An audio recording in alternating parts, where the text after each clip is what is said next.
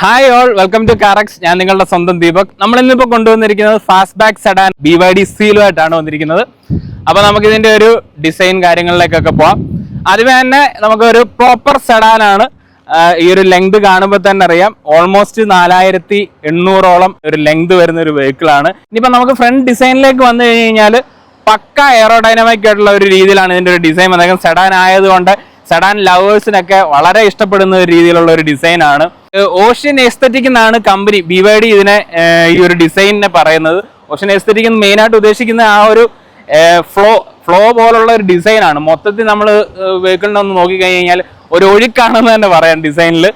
പിന്നെ നമുക്ക് ഹെഡ് ലാംപ്സിലേക്കൊക്കെ വന്നു കഴിഞ്ഞാൽ LED ഹെഡ് ലാംപ്സ് ആണ് കൊടുത്തേക്കുന്നത്. ഇവിടെ ആയിട്ടാണ് നമുക്ക് ആ ഒരു DRLs വരുന്നേക്കുന്നത്.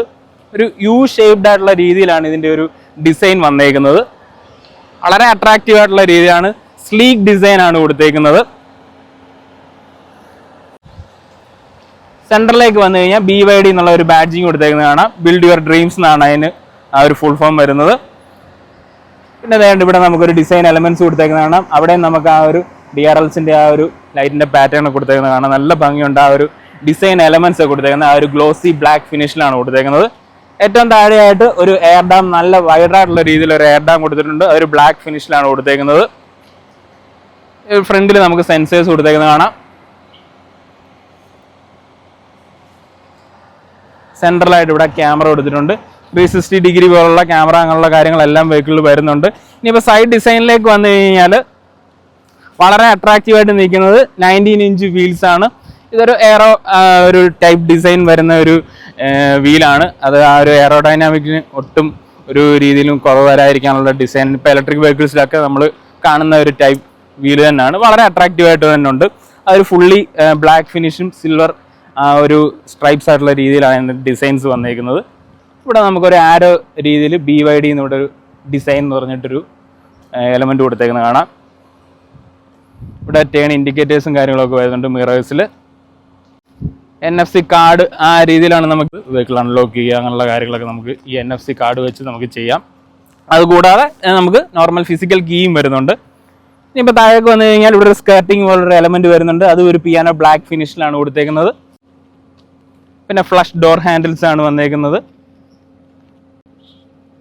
ഇവിടെ എന്താണ്ട് BYD എന്നുള്ള ഒരു ബാഡ്ജിങ് കൊടുത്തിട്ടുണ്ട്. ഡോറിന്റെ ആ ഒരു B പില്ലറിലേക്ക് വന്നു കഴിഞ്ഞാൽ ആ ഒരു പിയാനോ ബ്ലാക്ക് ഫിനിഷ് ആണ് അവിടെയും കൊടുത്തേക്കുന്നത്. അത് നമുക്ക് അങ്ങനെ തന്നെ റിട്ടൈൻ ചെയ്തേക്കുന്നത് കാണാം. മുകളിൽ ഒരു ഫുൾ ബ്ലാക്ക് ഫിനിഷിലാണ് കൊടുത്തേക്കുന്നത്. അതൊരു നമുക്ക് വരുന്ന ഒരു ഗ്ലാസ് റൂഫായിട്ടുള്ള രീതിയിലാണ്, പനോറമിക് ഗ്ലാസ് റൂഫ് എന്നാണ് കമ്പനി അതിന് പറയുന്നത്. നമുക്ക് ഇന്റീരിയറിലേക്ക് കയറുമ്പോൾ നമുക്ക് അതിനെപ്പറ്റിയുള്ള ഡീറ്റെയിൽ ആയിട്ട് പറയാം. പിന്നെ ഇവിടെ നമുക്കൊരു ക്വാർട്ടർ ഗ്ലാസ് കൊടുത്തേക്കുന്നത് കാണാം.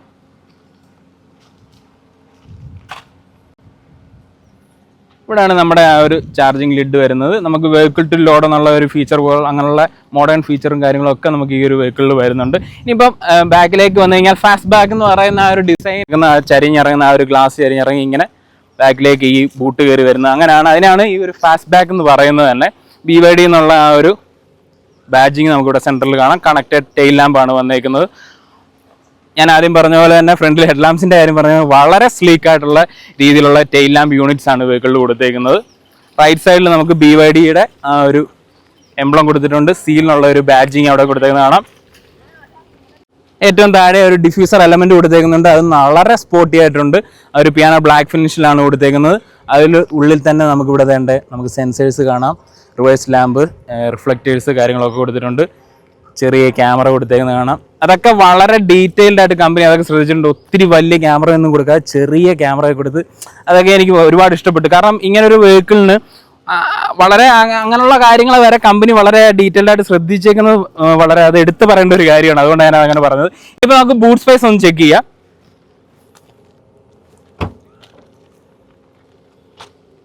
ഇലക്ട്രിക് ബൂട്ട് ഗേറ്റ് ആണ് വരുന്നത്. നമുക്ക് 400 ലിറ്റർ ആണ് ആ ഒരു ബൂട്ട് സ്പേസ് വരുന്നത്. അത്യാവശ്യം നല്ല ഒരു ബൂട്ട് തന്നെയാണെന്ന് എടുത്ത് പറയേണ്ടതുണ്ട്. ഇവിടെ നമുക്ക് എന്തെങ്കിലും യൂട്ടിലിറ്റി ഐറ്റംസ് ഒക്കെ വെക്കാനുള്ള ഒരു ചെറിയ സ്പേസ് ഒക്കെ കൊടുത്തിട്ടുണ്ട്. സബ് വൂഫർ വരുന്നുണ്ട്. ഇവിടെ നമുക്കൊരു ചെറിയ സ്റ്റോറേജ് വരുന്നുണ്ട്. സ്പെയർ വീല് നമുക്ക് ഈ ഒരു വെഹിക്കിളിൽ വരുന്നില്ല. പഞ്ചർ കിറ്റാണ് വരുന്നത്.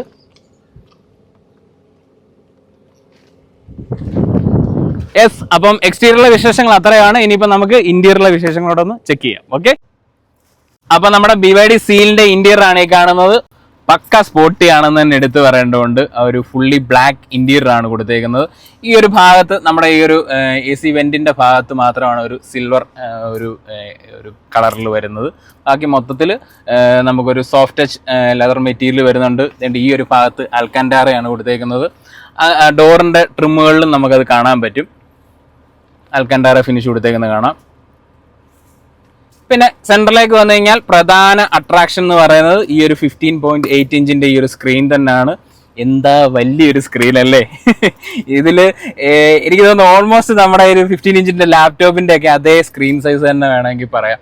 അത്ര വലുപ്പത്തിൽ തന്നെയാണ് ഈ ഒരു സ്ക്രീൻ സൈസ് എന്ന് തന്നെ നമുക്ക് പറയേണ്ടതുണ്ട്. ഇതിൽ നമുക്ക് Android auto, apple CarPlay, navigation അങ്ങനെയുള്ള എല്ലാ ഫീച്ചേഴ്സും വരുന്നുണ്ട്. പിന്നെ ഇതിനകത്ത് അട്രാക്റ്റീവായിട്ട് എനിക്ക് തോന്നിയ 1-2 ഫീച്ചേഴ്സ് ഞാൻ കാണിക്കാം. പ്രധാനമായിട്ട് എനിക്കും വളരെ അല്ലെങ്കിൽ ഒരു അട്രാക്റ്റീവായിട്ട് തോന്നിയത് ഈ ഇലക്ട്രിക്കലായിട്ടുള്ള ഒരു AC വെൻസ് ആണ്. അത് ഞാൻ ജസ്റ്റ് നിങ്ങളെ കാണിക്കാം.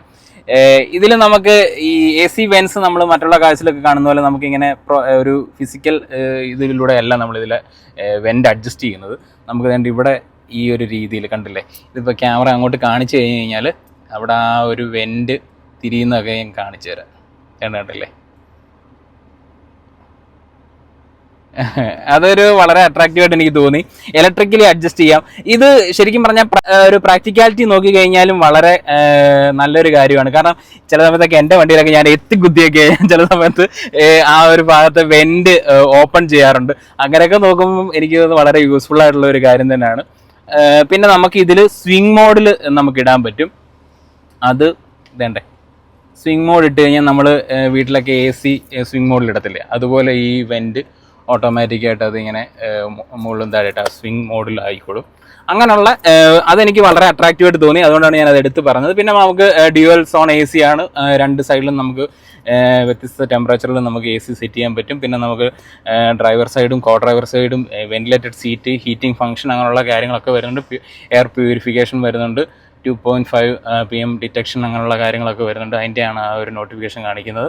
ഇനിയിപ്പോൾ നിങ്ങളെ ഞാൻ ആ 360 ഡിഗ്രി ക്യാമറയുടെ ആ ഒരു ക്ലാരിറ്റി നിങ്ങളെ ഒന്ന് കാണിക്കാം.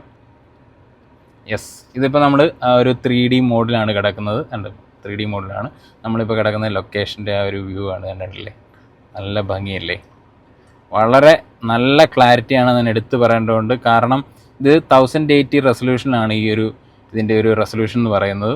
ഇതിപ്പോൾ നമുക്ക് 3D ഒന്ന് മാറ്റി കഴിഞ്ഞ് കഴിഞ്ഞാൽ കണ്ടില്ലേ ആ ഒരു ക്ലാരിറ്റി കുറച്ചുകൂടെ. ഇതിപ്പോൾ ബാക്കിലത്തെ ക്യാമറയിൽ എന്തോ ഡസ്റ്റ് കയറിയുണ്ട്, അതുകൊണ്ടാണ് ആ ഒരു ക്ലാരിറ്റിയുടെ ഒരു ശകലം കുറവ് കാണിക്കുന്നത്. ഇതിപ്പോൾ വെഹിക്കിളിൻ്റെ ആ ഒരു താഴെ നിന്നുള്ളൊരു വ്യൂ ആണ്. നമുക്ക് അടിയിൽ എന്തെങ്കിലുമൊക്കെ ഒബ്ജക്റ്റ് ഉണ്ടെങ്കിൽ അതും നമുക്ക് നല്ല വിസിബിളായിട്ട് കാണാൻ പറ്റുന്ന രീതിയിൽ അങ്ങനെയുള്ള കാര്യങ്ങളൊക്കെ കൊടുത്തിട്ടുണ്ട്. അതൊക്കെ നല്ല ഒരു ഫീച്ചറാണ്. പ്രത്യേകിച്ച് സെഡാൻ പോലുള്ളൊരു വെഹിക്കിളിന് ഇതൊക്കെ വളരെ ഉപകാരപ്പെടുന്ന ഒരു കാര്യം കൂടാണ്. ഇൻഫർടൈൻമെൻറ്റിലേക്ക് വന്നു കഴിഞ്ഞാൽ അത്രയാണ് അതിൻ്റെ ഡീറ്റെയിൽസ്. പിന്നെ നമുക്ക് സ്പോട്ടിഫൈ പോലുള്ള ഇൻറ്റഗ്രേറ്റഡ് ആയിട്ടുള്ള ആപ്പുകളൊക്കെ ഇതിനകത്ത് വരുന്നുണ്ട്. ഇനിയിപ്പോൾ താഴേക്ക് വന്നു കഴിഞ്ഞാൽ 2 വയർലെസ് ചാർജിങ് പാഡുകൾ നമുക്ക് വെഹിക്കിളിൽ വരുന്നുണ്ട്. ഇവിടെയാണ് നമ്മുടെ ആ ഒരു ഡ്രൈവ് സെലക്ടർ കൊടുത്തേക്കുന്നത്. അതൊരു ക്രിസ്റ്റൽ ഫിനിഷിലാണ് കൊടുത്തേക്കുന്നത്. നമ്മൾ BMW വെഹിക്കിളിലൊക്കെ നമ്മൾ കണ്ടിട്ടുണ്ട് ഇങ്ങനത്തെ ഒരു ഗിയർ നോബ്. ഇത് BYD ഇതിനെ പറയുന്നത് വാട്ടർ ബബിൾ ആ ഒരു എഫക്റ്റിലാണ് ഇതിൻ്റെ ഒരു ഡിസൈൻ കൊടുത്തേക്കുന്നത്. അത് നല്ല ഭംഗിയുണ്ട്, വളരെ അട്രാക്റ്റീവ് ആയിട്ടുണ്ട്. ഇനി ഇവിടെ നമുക്ക് സ്റ്റാർട്ട് സ്റ്റോപ്പ് ബട്ടണൊക്കെ കാണാം. ഇവിടെ AC ആ ഒരു കൺട്രോൾസും കാര്യങ്ങളൊക്കെയാണ് കൊടുക്കുന്നത്. ഇവിടെ നമുക്ക് മോഡ്സ് സെലക്ട് ചെയ്യാം, സ്പോർട്സ്, എക്കോ, നോർമൽ അങ്ങനെ മോഡ്സുകളൊക്കെ വരുന്നുണ്ട്. ഇലക്ട്രോണിക് പാർക്ക് ബ്രേക്ക്, ഹസാർഡ് അങ്ങനെയുള്ള കാര്യങ്ങളെല്ലാം ഇവിടെ കൊടുത്തിട്ടുണ്ട്. ഇവിടെ നമുക്ക് 2 കപ്പ് ഹോൾഡേഴ്സ് കൊടുത്തേക്കുന്നത് കാണാം. അത് അഡ്ജസ്റ്റബിൾ കപ്പ് ഹോൾഡേഴ്സ് ആണ്. കപ്പ് ഇച്ചിരി ചെറുതാണെങ്കിലും ടൈറ്റായിട്ടൊക്കെ ഇരിക്കാൻ വേണ്ടിയിട്ട് അതൊക്കെ വളരെ നല്ല കാര്യങ്ങളാണെന്നുള്ളത് നമുക്ക് എടുത്തു പറയേണ്ടതാണ്. ഇതാണ് നമ്മുടെ ആ ഒരു ഫിസിക്കൽ കീ വരുന്നത്. ഇതിൽ നമുക്ക് ഈ ഒരു ബട്ടണിൽ ലോങ് പ്രസ് ചെയ്ത് കഴിഞ്ഞാൽ വെഹിക്കിൾ നമുക്ക് പുറത്തുനിന്ന് സ്റ്റാർട്ട് ചെയ്യാനുള്ള ഓപ്ഷനൊക്കെ കൊടുത്തിട്ടുണ്ട്. നല്ലൊരു ഹ്യൂജ് ആയിട്ടുള്ള ഒരു ആംറസ്റ്റ് കൊടുത്തിട്ടുണ്ട്. ഇതിൽ നമുക്ക് നല്ലൊരു സ്റ്റോറേജ് കൊടുത്തിട്ടുണ്ട്. അതൊരു കൂൾഡ് ആയിട്ടുള്ള രീതിയിൽ തന്നെയാണ് കൊടുത്തേക്കുന്നത്. ഇനിയിപ്പം നമുക്ക് സ്റ്റിയറിങ്ങിലേക്ക് വന്നു കഴിഞ്ഞാൽ അത്യാവശ്യം നല്ലൊരു ഫ്ലാറ്റ് ബോട്ടമായിട്ടുള്ള ഒരു സ്റ്റിയറിംഗ് വീലാണ് കൊടുത്തേക്കുന്നത്. സെൻട്രലായിട്ട് നമുക്ക് BYD എന്നുള്ള ഒരു ബാഡ്ജിങ് കൊടുത്തേക്കുന്നതാണ്. റൈറ്റ് സൈഡിൽ നമുക്ക് ഓഡിയോ കൺട്രോൾസും കാര്യങ്ങളൊക്കെ വരുന്നുണ്ട്. പിന്നെ നമുക്ക് ഈ ഒരു ക്ലസ്റ്റർ ഒരു 12.5 ഇഞ്ചിൻ്റെ ഒരു ക്ലസ്റ്ററാണ് നമുക്ക് വരുന്നത്. അതിൻ്റെ ഒരു കൺട്രോൾസും കാര്യങ്ങളൊക്കെ നമുക്ക് ഇവിടെയാണ് വരുന്നത്. ടയർ പ്രഷർ മോണിറ്ററിംഗ് സിസ്റ്റം അങ്ങനെയൊക്കെയുള്ള എല്ലാ ഫീച്ചേഴ്സും നമുക്ക് ഈ ഒരു ഇതിൽ വരുന്നുണ്ട്. കണ്ടില്ലേ, ഇവിടെ നമുക്ക് AC കൺട്രോൾസും കാര്യങ്ങളൊക്കെ ഈ ഒരു ഭാഗത്തും നമുക്ക് അഡ്ജസ്റ്റ് ചെയ്ത് കഴിഞ്ഞാൽ മാറ്റാൻ പറ്റും.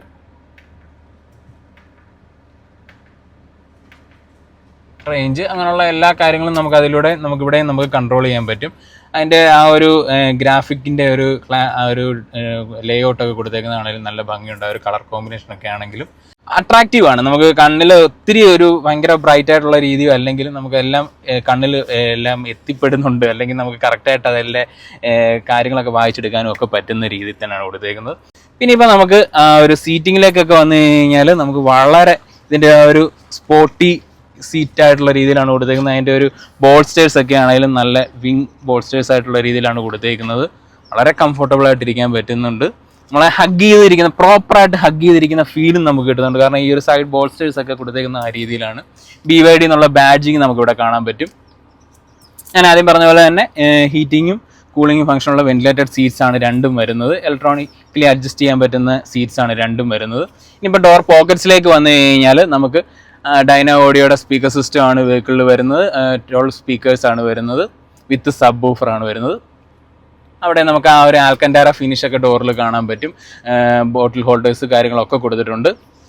ഇവിടെ ഫ്രണ്ടിൽ ഗ്ലൗ ബോക്സിൽ വന്നു കഴിഞ്ഞാൽ അത്യാവശ്യം ഡീസൻ്റ് ആയിട്ടുള്ള ഒരു സ്റ്റോറേജ് ഏരിയ നമുക്ക് അവിടെ കിട്ടുന്നുണ്ട്. ഇനിയിപ്പം നമുക്ക് പ്രധാന അട്രാക്ഷൻ എന്ന് പറയുന്നത് ഈ ഒരു ഗ്ലാസ് റൂഫാണ്. യെസ്, ഓക്കെ, എന്ത് ഹ്യൂജ് ആയിട്ടുള്ള ഒരു ഗ്ലാസ് റൂഫാണെന്ന്. ഇതിൻ്റെ ഏറ്റവും വലിയൊരു പ്രത്യേകത എന്ന് പറഞ്ഞാൽ നമ്മൾ എത്ര വെയിലത്ത് പോയാലും ഇതിനകത്ത് നമുക്ക് ആ ഒരു UV പ്രൊട്ടക്ഷൻ ഉള്ള രീതിയിലാണ് കൊടുത്തേക്കുന്നത്. ഓൾമോസ്റ്റ് 90% എബോവ് UV പ്രൊട്ടക്ഷൻ നമുക്ക് കിട്ടുന്ന രീതിയിലാണ് ഈ ഒരു ഗ്ലാസ് കൊടുത്തേക്കുന്നത്. അപ്പോൾ അതുകൊണ്ട് ആ രീതിയിൽ ഒട്ടും പേടിക്കേണ്ട. ഫ്ലാപ്പ് ഇല്ലാത്തതുകൊണ്ട് ബുദ്ധിമുട്ട്. അതുകൊണ്ട് ഇപ്പം നമ്മൾ അത്യാവശ്യം നല്ല വെയിലത്താണ് കിടക്കുന്നത്, എന്നിട്ട് പോലും ഇതിനകത്തൊരു നമുക്ക് ആ ഒരു ഡാർക്ക്നെസ് ഫീൽ ചെയ്യുന്നുണ്ട്. അങ്ങനെ ഇത് പ്രോപ്പർ ഒരു ഗ്ലാസ് കൊടുത്തേക്കുന്നതുകൊണ്ട് ആ രീതിയിലുള്ള ബുദ്ധിമുട്ട് വരുന്നില്ല. ഇവിടെ നമുക്ക് റീഡിങ് ലാംപ്സും കാര്യങ്ങളൊക്കെ കൊടുത്തിട്ടുണ്ട്. ഒരു ടച്ച് ആയിട്ടുള്ള രീതിയിലാണ് കൊടുത്തത്, കണ്ടില്ലേ? ടച്ച് ചെയ്യുന്നതനുസരിച്ച് അതിൻ്റെ ബ്രൈറ്റ്നസ് കൂടുകയും കുറയുകയും ചെയ്യും. IRVM ഒക്കെ ഓട്ടോമാറ്റിക് ആയിട്ടുള്ള രീതിയിൽ തന്നെയാണ് കൊടുത്തേക്കുന്നത്. ഇത്രയാണ് ഫ്രണ്ടിലെ വിശേഷങ്ങൾ. ഇനിയിപ്പോൾ നമുക്ക് ബാക്ക് സീറ്റിലെ വിശേഷങ്ങളൊന്ന് ചെക്ക് ചെയ്യാം. Okay, yes. അപ്പോൾ നമ്മുടെ സീലിൻ്റെ ബാക്ക് സീറ്റിലേക്ക് വന്നു കഴിഞ്ഞാൽ വിശാലമായിട്ട് തന്നെ ഇരിക്കാം എന്നുള്ളതാണ് എനിക്ക് എടുത്തു പറയേണ്ടത്. ആദ്യമേ തന്നെ എനിക്ക് ഫീൽ ചെയ്തൊരു കാര്യമാണ്. നമുക്ക് എല്ലാവർക്കും പെട്ടെന്ന് തോന്നും സെഡാൻ ആണല്ലോ, എന്തായാലും ബാക്ക് സീറ്റ് എന്ന് പറഞ്ഞാൽ കുറച്ചൊക്കെ ഒന്ന് കോംപ്രമൈസ് ചെയ്യേണ്ട വരുമായിരിക്കും. നിങ്ങൾക്ക് ഇപ്പം കാണാം, അല്ലെങ്കിൽ വിസിബിൾ ആണല്ലോ. ഇതിപ്പോൾ ഞാൻ എത്രത്തോളം കംഫർട്ട് നിങ്ങൾക്ക് ഈ ഒരു വിഷ്വലിൽ തന്നെ കാണാൻ പറ്റും. ഇതിപ്പോൾ ഞാൻ ഇരുന്നിട്ട് തന്നെ തൈ സപ്പോർട്ടിലേക്ക് തന്നെ വന്നു കഴിഞ്ഞാൽ നല്ല രീതിയിൽ തൈ നല്ല കംഫർട്ടബിൾ ആയിട്ടാണ് എൻ്റെ ഇരിക്കുന്നത്. അതുപോലെ തന്നെ നീ റൂം ആണെങ്കിലും ലെഗ് റൂം ആണെങ്കിലും ഇഷ്ടം പോലെ ആംബിൾ സ്പേസ് എന്ന് തന്നെ എടുത്ത് പറയാം. ഇതിപ്പോൾ എൻ്റെ ഒരു ഡ്രൈവിംഗ് പൊസിഷനിലാണ് ഇട്ടേക്കുന്നത്. നമ്മളിപ്പോൾ റിവ്യൂ ചെയ്യുന്നതുകൊണ്ട് തന്നെ കുറച്ചുകൂടെ ഞാൻ ചുമ്മാ ബാക്കിലോട്ട് ഇട്ടിട്ടുണ്ട്. എന്നിട്ട് പോലും എനിക്ക് ഇത്രയും സ്പേസ് ഉണ്ട്. ഇവിടെ നമുക്ക് ഒരു സീറ്റ് പോക്കറ്റ്സും കാര്യങ്ങളും ഒക്കെ കൊടുത്തിട്ടുണ്ട്. പിന്നെ ഇവിടെ നമുക്ക് സെൻട്രൽ ടണലോ കാര്യങ്ങളോ ഒന്നും വരുന്നില്ല. അതുകൊണ്ട് തന്നെ അഡ്ജസ്റ്റ് ചെയ്ത് കഴിഞ്ഞാൽ 3 പേർക്ക് സുഖമായിട്ടിരിക്കാം. പിന്നെ വളരെ കംഫർട്ടബിൾ ആയിട്ട് ഇപ്പോൾ ഒരു ഹാൻഡ് റെസ്റ്റ് ഒക്കെ വെച്ച് പോകണമെന്നുണ്ടെങ്കിൽ 2 പേരായിരിക്കുന്നെങ്കിൽ അങ്ങനെ നമുക്ക് കുറച്ചുകൂടെ ഒരു വളരെ കംഫർട്ടബിൾ ആയിട്ട് ഇരുന്ന് പോകാൻ പറ്റും. 2 കപ്പ് ഹോൾഡേഴ്സും കാര്യങ്ങളൊക്കെ നമുക്ക് ഈ ഒരു ആംബ്രാസിനകത്ത് കൊടുത്തിട്ടുണ്ട്. ഈ ഒരു ഷോൾഡർ സ്പേസ് ആണെങ്കിലും വളരെ, ഞാൻ ആദ്യം പറഞ്ഞ പോലെ തന്നെ അത് എടുത്ത് ഞാൻ പറയുന്നത് എന്താ വെച്ച് കഴിഞ്ഞാൽ ഇത്രയും സ്പേഷ്യസ് ആയിട്ട് നമുക്ക് ഈ ഒരു വെഹിക്കിളിൽ ഇരിക്കാൻ പറ്റുന്നുള്ളതാണ് ഏറ്റവും വലിയൊരു കാര്യം. പിന്നെ ഷോൾഡർ സ്പേസ് ആണെങ്കിലും ഒന്നും നമുക്കൊരു എന്താ പറയുന്നത് ഒരു കൺജസ്റ്റഡ് ഫീൽ ഒന്നും കിട്ടുന്നില്ല. പിന്നെ ഒരു ഹെഡ് റൂമിലേക്ക് വന്നു കഴിഞ്ഞാൽ ഓൾമോസ്റ്റ് ഒരു 4 ഫിംഗർ ഗ്യാപ്പ് നമുക്ക് കിട്ടുന്നുണ്ട്. ഓഫ് കോഴ്സ് ഇതൊരു സെഡാനാണ്, അപ്പോൾ അതുകൊണ്ട് തന്നെ നമുക്ക്, പക്ഷേ എങ്കിൽ പോലും പുറത്തോട്ടുള്ള ഒരു വിസിബിലിറ്റി അങ്ങനെയുള്ള ഒരു രീതിയിലും ക്രാംഡ് ആയിട്ടുള്ള ഒരു ഫീൽ എനിക്ക് എങ്ങും കിട്ടുന്നില്ല. കാരണം നല്ല എയറി ഫീൽ കിട്ടുന്നുണ്ട്. പുറത്തോട്ടുള്ള വിസിബിലിറ്റിക്ക് ഒന്നും ഒരു കുറവില്ല. ഈ ഒരു ഷോൾഡർ ലൈൻ ആണെങ്കിലും പെർഫെക്റ്റ് ആയിട്ടുള്ള രീതിയിലാണ് കൊടുത്തേക്കുന്നത്. ഇവിടെ കണ്ടില്ലേ, ഇവിടെ ഒരു റീഡിംഗ് ലാമ്പ് ഒക്കെ കൊടുത്തിട്ടുണ്ട്. അതും വളരെ ആ ഒരു ഡിസൈനൊക്കെ എനിക്ക് ഒരുപാട് ഇഷ്ടപ്പെട്ടു. വളരെ ചെറിയ രീതിയിൽ റൗണ്ടഡ് ആയിട്ടുള്ള രീതിയിൽ കൊടുത്തേക്കുന്നു. പ്രോപ്പർ 3 ആൾക്കും ഒരു അഡ്ജസ്റ്റബിൾ ഹെഡ് റെസ്റ്റ് കൊടുത്തേക്കുന്ന കാണാം. BYD എന്നുള്ള ബാഡ്ജിങ് ഒക്കെ അതിൽ കൊടുത്തിട്ടുണ്ട്. ഐസോഫിക്സ് ആങ്കറേജ് കൊടുത്തേക്കുന്ന കാണാം. ഡെഡിക്കേറ്റഡ് 3 പേർക്കും 3 പോയിന്റഡ് സീറ്റ് ബെൽറ്റ്സ് ആണ് കൊടുത്തേക്കുന്നത്. ഇവിടെ നമുക്ക് AC വെൻസ് കൊടുത്തിട്ടുണ്ട്. 2 AC വെൻസ് കൊടുത്തേക്കുന്നതാണ്. അതും പ്രോപ്പർ രീതിയിൽ തന്നെ നല്ല എയർ ഫ്ലോ കിട്ടുന്ന രീതിയിൽ തന്നെയാണ് കൊടുത്തേക്കുന്നത്. ഇവിടെ നമുക്കൊരു സ്റ്റോറേജ് ഏരിയ ഉണ്ട്. ഇവിടെ നമുക്ക് മൊബൈലൊക്കെ വേണമെങ്കിൽ വെക്കാം. അതുപോലെ തന്നെ ഇവിടെ നമുക്ക് ചാർജിങ് പോർട്ട്സ് കൊടുത്തിട്ടുണ്ട്. C ടൈപ്പും കൊടുത്തിട്ടുണ്ട്, ടൈപ്പ് A പോർട്ടും കൊടുത്തിട്ടുണ്ട്. ഇനിയിപ്പോൾ നമുക്ക് വേണ്ട ഈ സൈഡിൽ നമുക്ക് ആ ഒരു സീറ്റ് പോക്കറ്റ്സിൽ കൊടുത്തിട്ടുണ്ട്. പിന്നെ നമുക്ക് ഇവിടെ ഇതിൻ്റെ ഒരു ബാക്കിൽ ഈ ഒരു ഭാഗമൊക്കെ നല്ല ഭംഗിയുണ്ട്. ആ ഒരു പിയാനോ ബ്ലാക്ക് ഫിനിഷിലാണ് കൊടുത്തേക്കുന്നത്. ഡോർ പോക്കറ്റ്സിലേക്ക് വന്നു കഴിഞ്ഞാൽ അവിടെ നമുക്ക് ആ ഒരു ബോട്ടിൽ ഹോൾഡേഴ്സും സ്പീക്കർ യൂണിറ്റും കാര്യങ്ങളൊക്കെ കൊടുത്തിട്ടുണ്ട്. ആ അൽക്കൻഡാറ ഫിനിഷ് അവിടെ നമുക്ക് ആ ഡോർ ഹാൻഡിലൊക്കെ കാണാൻ പറ്റും. യെസ്, അപ്പം ഇത്രയാണ് നമ്മുടെ ഈ ഒരു BYD സീലിൻ്റെ ഇൻറ്റീരിയറിലെ വിശേഷങ്ങൾ. ഇനിയിപ്പം നമ്മൾ ഡ്രൈവിനായിട്ട് പോവുകയാണ്. അപ്പോഴത്തേക്കും നമുക്ക് ഇതിൻ്റെ ഒരു വെഹിക്കിളിൻ്റെ ഒരു ബാറ്ററിയുടെ സ്പെക്ക്, റേഞ്ച്, അങ്ങനെയുള്ള കാര്യങ്ങളൊക്കെ നമുക്ക് ഡീറ്റെയിൽഡ് ആയിട്ട് പറയാം. വെഹിക്കിളിൻ്റെ പ്രൈസും നമുക്ക് പറയാം. Okay, yes. അപ്പം നമ്മുടെ സീലിൻ്റെ ഡ്രൈവ് വീഡിയോയിലേക്ക് വന്നു കഴിഞ്ഞാൽ ആദ്യമേ തന്നെ എടുത്ത് പറയേണ്ടത് നമുക്ക് വെഹിക്കിളിൻ്റെ ഒരു റേഞ്ച് 650 കിലോമീറ്റർ ആണ് വെഹിക്കിളിൻ്റെ ഒരു റേഞ്ച് കമ്പനി ക്ലെയിം ചെയ്യുന്നത്. ഇത് ശരിക്കും പറഞ്ഞു കഴിഞ്ഞാൽ നമുക്ക് ഒരു റിയൽ ടൈം 550+ കിട്ടുന്ന കസ്റ്റമേഴ്സ് ഉണ്ടെന്ന് നമ്മുടെ ഷോറൂമിൽ നിന്ന് തന്നെ നമുക്ക് പറഞ്ഞിട്ടുണ്ട്. അപ്പം പിന്നെ ബ്ലേഡ് ബാറ്ററി ടെക്നോളജി ആയതുകൊണ്ട് തന്നെ നമുക്ക് അതിനകത്തൊരു കൺഫ്യൂഷൻ അല്ലെങ്കിൽ അതിനകത്തൊരു കൺസേൺഡ് ആവശ്യമില്ല. കാരണം നമുക്ക് അത്രയൊക്കെ തന്നെ കിട്ടുകയും ചെയ്യും. പിന്നെ നമ്മുടെ ഒരു ഡ്രൈവിംഗ് സ്കിൽ അനുസരിച്ച് അത് നമുക്ക് വീണ്ടും അതിൽ കൂടുതൽ റേഞ്ച് നമുക്ക് കിട്ടാനുള്ള ചാൻസസും കൂടുതലാണ്. പിന്നെ നമുക്ക് ഈ ഒരു വെഹിക്കിളിൻ്റെ ഒരു പവർ ഫിഗേഴ്സിലേക്ക് വന്നു കഴിഞ്ഞാൽ നമ്മളിപ്പോൾ ഡ്രൈവിനായിട്ട് സെലക്ട് ചെയ്യുന്ന ഈ വെഹിക്കിളിൻ്റെ ഒരു പവർ എന്ന് പറയുന്നത് 310 PS പവറും 360 Nm ടോർക്കുമാണ് വെഹിക്കിൾ പ്രൊഡ്യൂസ് ചെയ്യുന്നത്. ഔട്ട്പുട്ട് എന്ന് പറഞ്ഞു കഴിഞ്ഞാൽ ഒരു രക്ഷയില്ലെന്ന് തന്നെ പറയണം. കാരണം നമ്മൾ ഹൈവേയിലൊക്കെ ഇതൊരു പ്രോപ്പർ സെഡാൻ ആയതുകൊണ്ട് കൂടെ പക്ക സ്റ്റെബിലിറ്റിയാണ്. അതാണ് എനിക്ക് ഇതിൻ്റെ ഏറ്റവും ഇഷ്ടപ്പെട്ടത്. കാരണം നമുക്ക് എല്ലാവർക്കും അറിയാം ഇലക്ട്രിക് വെഹിക്കിൾസിൻ്റെ ആ ഒരു ടോർക്കി ഫീൽ നമുക്ക് എല്ലാവർക്കും ഇലക്ട്രിക് വെഹിക്കിൾസ് ഓടിച്ചിട്ടുള്ളവർക്കൊക്കെ അറിയാൻ പറ്റും. പക്ഷേ ഇതൊരു പ്രോപ്പർ സെഡാൻ ആയപ്പോഴത്തേക്കിനും അതിൻ്റെ ഒരു സ്റ്റെബിലിറ്റിയും ഒക്കെ ഒരു രക്ഷയില്ല.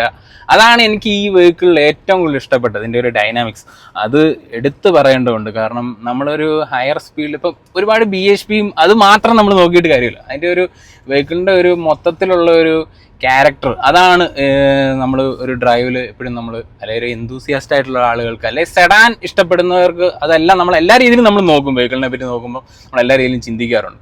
അപ്പം എനിക്ക് ഈ വെഹിക്കിളിൽ ഏറ്റവും അട്രാക്റ്റീവായിട്ട് തോന്നിയ ഇതിൻ്റെ ഒരു സ്റ്റെബിലിറ്റി, അത് എടുത്ത് പറയേണ്ട. അതുപോലെ തന്നെ ബ്രേക്കിങ്ങും, അസാധ്യമായ ബ്രേക്കിങ്ങും ഈ ഒരു വെഹിക്കിളിനുണ്ട്. പിന്നെ ഈ ഒരു വെഹിക്കിളിൻ്റെ ഒരു ബാറ്ററിയുടെ ഒരു പ്ലേസ്മെൻ്റ് എന്ന് പറയുന്നത് നമ്മുടെ സാൻഡ്വിച്ച് സ്ട്രക്ചറിലാണ് ഈ ഒരു വെഹിക്കിളിൻ്റെ ഒരു ബാറ്ററി പ്ലേസ് ചെയ്തേക്കുന്നത്. അത് ബോഡി ടു സെൽ എന്ന് പറയുന്ന ഒരു ടെക്നോളജിയാണ് ഇതിൽ യൂസ് ചെയ്തേക്കുന്നത്. അത് സാൻഡ്വിച്ച് പോലെ തന്നെയാണ് ഇതിൻ്റെ ഒരു ബാറ്ററി പാക്ക് ഡിസൈൻ ചെയ്തേക്കുന്നത്. ആ ഒരു മേളിലൊരു ലെയർ, അങ്ങനെ ആ ഒരു ലെയർ ടൈപ്പ് രീതിയിലാണ്. അപ്പോൾ അതുകൊണ്ട് തന്നെയാണ് ഇത്രയും നല്ലൊരു സ്റ്റെബിലിറ്റി വാഗ്ദാനം ചെയ്യാൻ പറ്റുന്നത്. അല്ലെങ്കിൽ വെഹിക്കിളിന് നമുക്ക് ആ ഒരു സ്റ്റെബിലിറ്റി ഹയർ സ്പീഡുകളിൽ പോലും നമുക്ക് കിട്ടുന്നത്. പിന്നെ വളരെ ഫൺ ആയിട്ട് പറയാനുള്ള ഇതൊരു റിയർ വീൽ ഡ്രൈവ് ആണ്. അപ്പോൾ അതുകൊണ്ട് തന്നെ നമുക്ക് ആ ഒരു പ്രോപ്പർ ഫണ്ണ് നമുക്ക് ഡ്രൈവിൽ കിട്ടുന്നുണ്ട്. നമ്മൾ ജസ്റ്റ് എവിടെയെങ്കിലുമൊക്കെ ഒന്ന് വണ്ടി ഒന്ന് സ്പിൻ ചെയ്തൊക്കെ എടുത്ത് പോകുമ്പോഴൊക്കെ ആ ഒരു നമുക്ക് ഒരു എന്തൂസിയാസ്റ്റിക് ലെവലിൽ നോക്കുമ്പോൾ എല്ലാ രീതിയിലും നമ്മളെ വളരെ തൃപ്തിപ്പെടുത്തുന്നുണ്ടെന്നുള്ളതാണ് ഏറ്റവും വലിയ കാര്യം. പിന്നെ ഞാൻ പറഞ്ഞല്ലോ റേഞ്ചിൻ്റെ കാര്യത്തിൽ റേഞ്ച് ആങ്സൈറ്റി എന്ന് പറയുന്ന സാധനം വേണ്ട. കാരണം 550 ഇവർക്ക് നോർമലി കിട്ടുന്നുണ്ടെന്നാണ് എല്ലാ ആൾക്കാരും ഇതിനോട് ഞാൻ ഈ വെഹിക്കിൾ ചെയ്യുന്നതിന് മുമ്പ് തന്നെ നമ്മൾ ഇതിനെപ്പറ്റി തിരക്കിയപ്പോഴൊക്കെ അറിഞ്ഞത്. അപ്പം അതുകൊണ്ട് നമുക്ക് എന്തായാലും അതൊരു ആങ്സൈറ്റിയുടെ ഒരു പ്രശ്നം വരുന്നില്ല റേഞ്ചിൻ്റെ കാര്യത്തിൽ. പിന്നെ സസ്പെൻഷൻ അടിപൊളിയാണ്. ബാക്കിൽ മൾട്ടി ലിങ്കാണ് കൊടുത്തേക്കുന്നത്. അതുകൊണ്ട് തന്നെ ആ ഒരു കംഫർട്ടിൻ്റെ കാര്യത്തിൽ ഒരു രക്ഷയില്ല. പിന്നെ കോർണറിങ് അങ്ങനെയുള്ള കാര്യങ്ങളിലൊക്കെ അടിപൊളി എന്ന് തന്നെ എടുത്തു പറയണം. പിന്നെ ഇതിൻ്റെ ടോപ്പ് എൻഡ് വേരിയൻറ്റ് പെർഫോമൻസ് എന്ന് പറയുന്ന വേരിയൻറ്റിൽ വരുമ്പോഴത്തേക്കും ഓൾ വീൽ ഡ്രൈവ് ആണ് വരുന്നത്.